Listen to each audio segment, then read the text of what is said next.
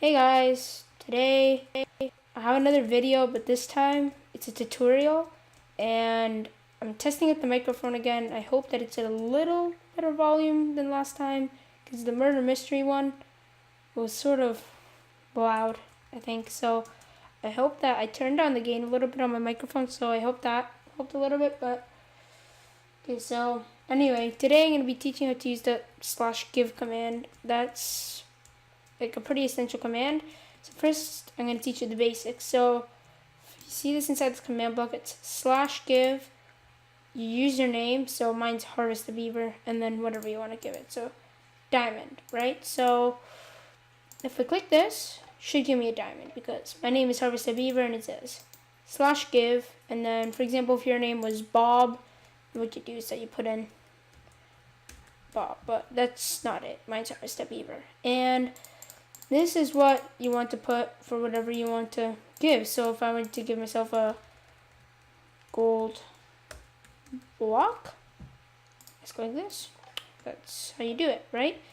So that's like the basics. Then next we're gonna go on to selectors. So right now you probably have this part good and this part good, but you have no idea what the app P is. So I'll replace the Harvest the Beaver with the app P because under the console command, you can see all the different selectors. There's at P, which is to target the nearest player, at R to target a random player, at A to target all the players like in your world, and at E to target all the entities in your world. So that includes all the mobs, all like the drops on the floor, everything, but not the solid blocks. And at S to target the executing entity. So if I were to click the button, then it would affect me, no one else, even if someone was nearer to it than me. So yeah, so if we click this, it gives you a diamond because I'm the closest person to it, nearest player. And so this /give /p diamond 2.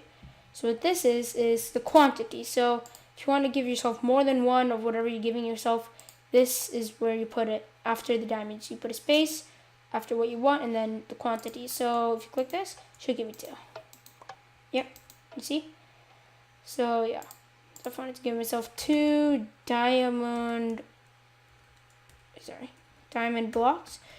Also, something important. A lot of people put like this, diamond blocks 2. No, just keep it diamond block 2. Don't put plural, just keep it like that. There you go. 2 diamond blocks, okay.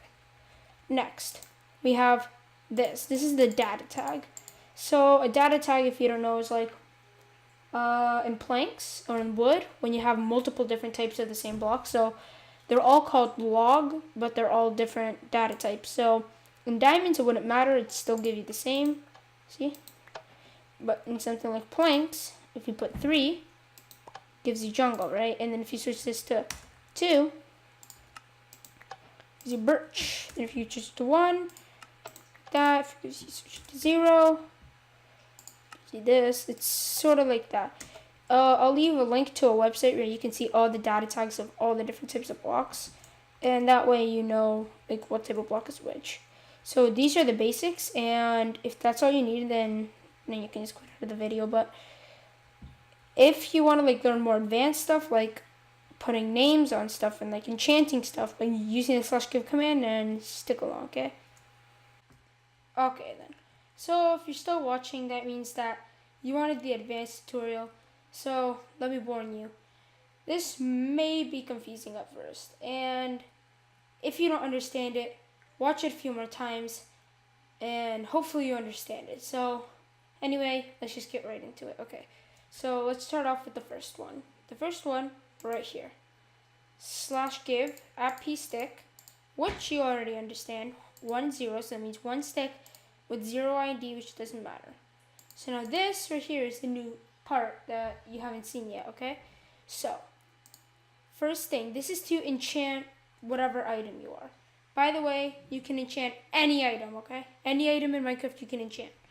So, with anything. So, enchant right here, ench, that's a short form for it. So you put curly brace, enchantment, short form. You put a colon, then a square bracket, and then another curly bracket, okay? You always do this. Then you put ID. ID, meaning the ID of the enchantment, okay?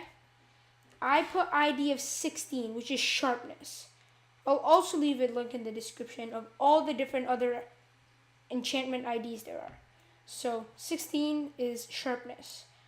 Then comma, then put level or level, like LVL, and then a colon, and then the level that you want it.